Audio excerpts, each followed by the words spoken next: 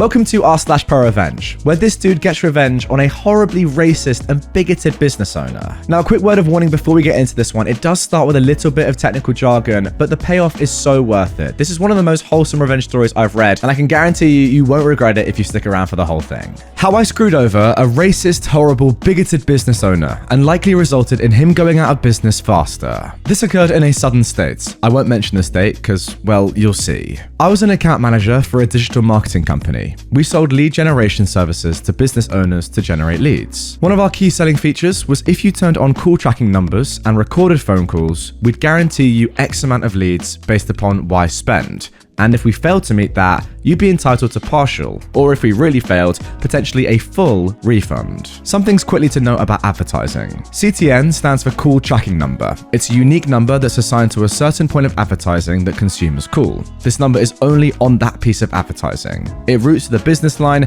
and unless the consumer is very observant, they have no idea they are using a CTN. Call recording. If you turn on CTNs, we can record the calls and store the audio on our servers. The business has to consent to this. Also, when you call, you'll hear a message, "This call is recorded for quality assurance" type of thing.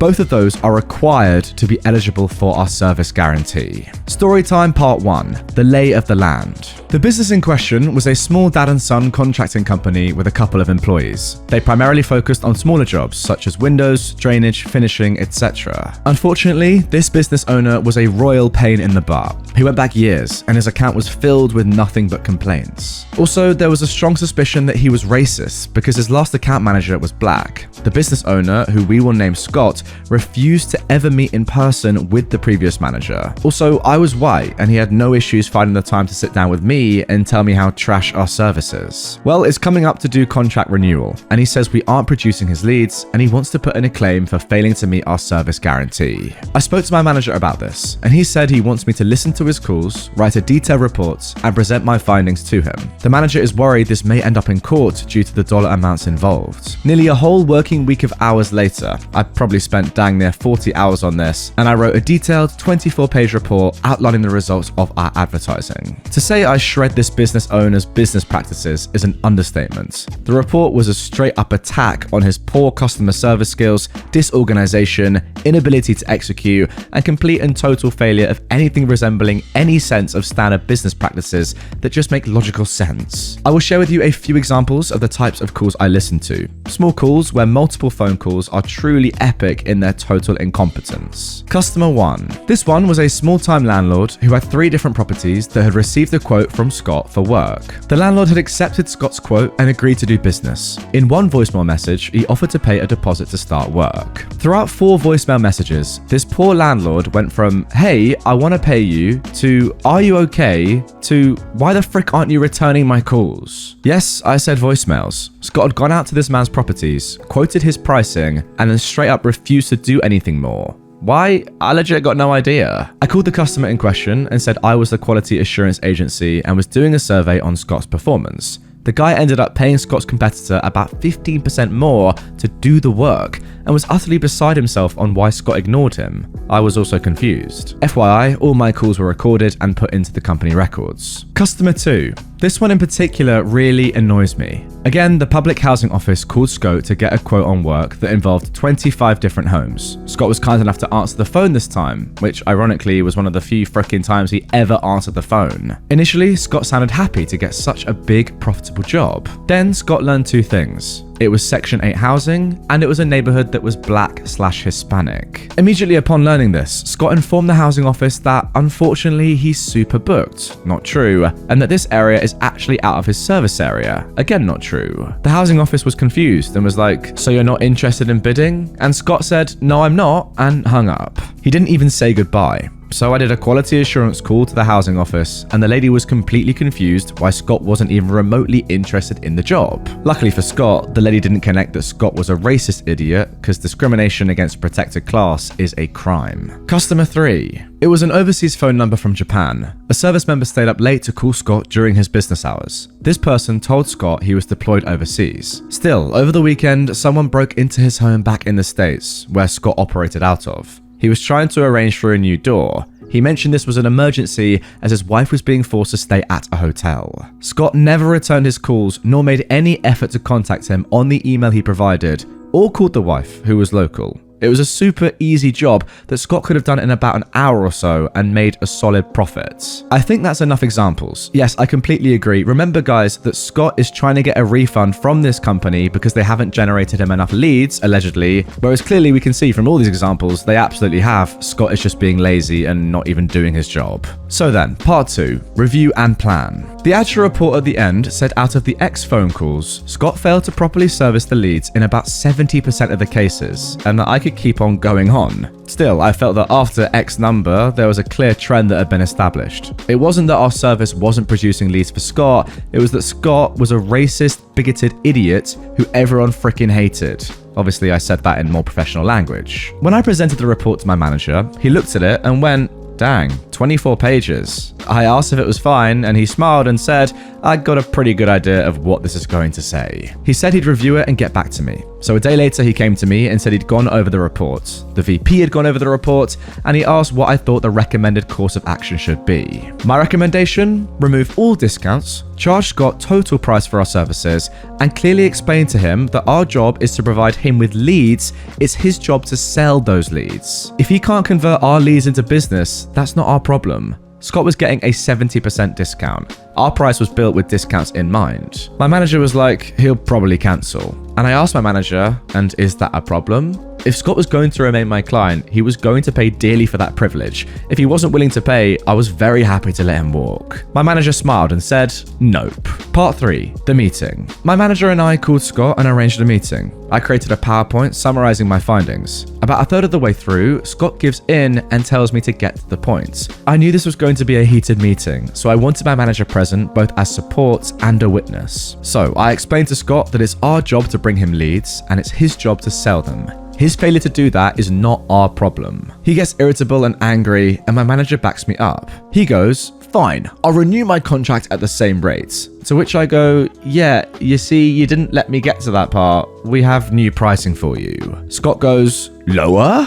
I go, oh no, not lower. My manager smirked. Scott asked me for the new rates. I hit him at the full rate, which was 3 times what he was paying. Scott is furious with me, says I'm overcharging him, says I'm ripping him off, says I'm a horrible salesperson. He tells my manager I should be fired for treating him like this. My manager looks at me, and I've been waiting for the moment. Truth be told, I gave 0 Fs what Scott thought of me. If anything, my goal was to get him to cancel. Scott, I say, you're a challenging client. Therefore, the pricing of our service needs to reflect the challenge of providing you service. So we will be charging you our full rate. If you'd like, I'd be happy to go over why this ROI still makes sense based upon our past performance. This was wording I'd gone over with my management before using it. My manager felt it was fine. It felt so amazing to say those words. It was the nicest way that I could say, you're an idiot. If I'm gonna work with you, it's gotta be worth my while. Scott says we're a bunch of greedy frickin' pricks. He says, I'm gonna cancel. To which I said, that is an outcome we've decided is acceptable if that's what you choose to do. Scott huffs and goes,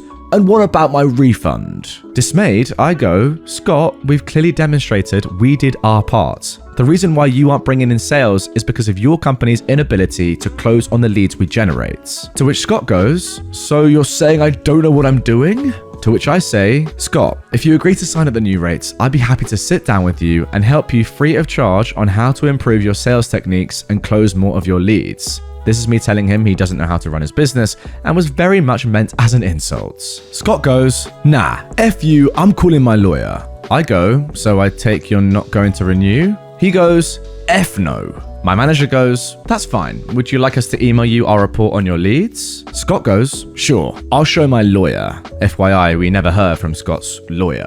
We wish Scott a good day and he leaves. Later, we wrote him an email, attached the report, and also told him if his lawyer would like the recording in question, we can send that file over as well. Our bases were covered, and we knew it. I suspect he also came to the same realization, but he had too much pride to admit that. Part 4. Make sure that dagger is nice and deep. A few weeks go by, and my manager says that we've got to shut down Scott's account, so I need to call him and ask him what he wants to do with his CTN numbers, which we control. In our contract, we say at the end of the agreement, the customer has the right to have the numbers ported over over for a fee. It would have been normal to waive the fee as a gesture of goodwill, but Scott desired zero goodwill, and he received what he desired. I tell my manager there's no way I'm porting the numbers for free, and just like his quote, I'm charging him full rate $15 a number. The total came out to just a bit over $100. So I call Scott. I get his voicemail, but he doesn't answer. I write him a registered letter, and in that letter, I outlined he has 30 days to respond. We have his CTNs, and if he's willing to pay a $15 per number port fee,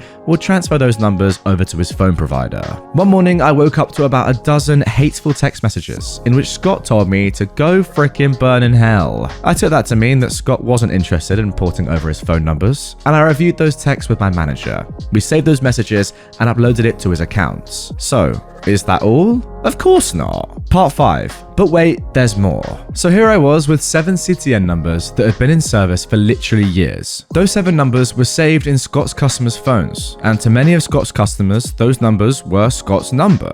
Obviously, they wouldn't be advertised to anyone, but that doesn't mean they won't produce phone calls. Now, if I just let the numbers die, the customers will call and simply be told this number is no longer in service. Now, I'm not entirely sure if what I did here was legal, but it's been quite a few years, so I feel comfortable about introducing you to Bobby. Bobby was another southern boy, but as much of a butthole as Scott was, Bobby was a sweetheart. His mum would bake me pies for our meetings, he was a complete joy to work with. Bobby also owned a similar business to Scotty, but Bobby's business was more advanced, did more types of jobs, and also serviced the same area. So, I submitted a service request to port all of Scott's 7 CTNs to Bobby's accounts, and I waived the fee. All of a sudden, hundreds of Scott's customers would think they were calling Scott, but they'd get Bobby. Bobby had all his calls routed to his secretary, Ashley, who was an angel. Ashley was also a wickedly talented saleswoman, and I know for a fact she'd be able to take Scott's clients and convert them for Bobby. So that's what I did. I had those 7 CTNs ported over to Bobby. This did a few things that benefited nearly everyone involved. 1, Bobby got more business. 2, I produced more leads for Bobby, which means Bobby was comfortable with spending more money with me, which meant I made more money. And 3, Scott's old customers got a better service. And finally, part 6, capitalize on my revenge. At the next performance meeting with Bobby, Bobby was very pleased with the sudden uptick in new customers. He even asked me, "What did you do to my account?" I smiled and said, "I reviewed your account and made a few tweaks. Have you seen any improvements?" He absolutely did. He asked me, "Did this cost me anything extra?" I go, "Nope." He ended up increasing our spend with us by about 40% on additional services after that. I googled Scott's business about a year later. He wasn't in business anymore. I wonder why. No, my company never caught on to me porting over the numbers, and I strongly suspect our legal department would not have been pleased. And there we have it. What a story. I thoroughly enjoyed that. If you did stick with it, and I hope you guys did through the beginning, which I admit was a little bit technical, then you got that lovely wholesome revenge at the end, which genuinely is one of my favorite revenges that I've seen in a long time. Like, it wasn't incredible. Nothing amazing happened. There wasn't an insane amount of karma, but it was taking clients from a bad man and giving them to someone that deserved them. That's lovely. And yeah, you're probably right, OP. Maybe it was illegal. If anything, it's definitely not, good practice to do that because you waived a fee, didn't tell your company about it, etc., etc. Nobody found out means, yeah, you knew you were doing something wrong. But were you really though? That's my question, because if something is morally right, is it wrong at all? Like, imagine being Bobby in this situation. You're a hardworking dude, you employ good people, you do a great job, you like working with OP's company anyway, and then you're like, what's happening here? I'm getting even more stuff. You don't have to tell him about how you're doing this. You don't have to charge him for it. Brilliant. And then eventually it benefits you because he buys 40% more additional services anyway. So your company's not going to be mad, are they? Even if they never found out what you were really doing. Love the story. Scott's an idiot. You did really well.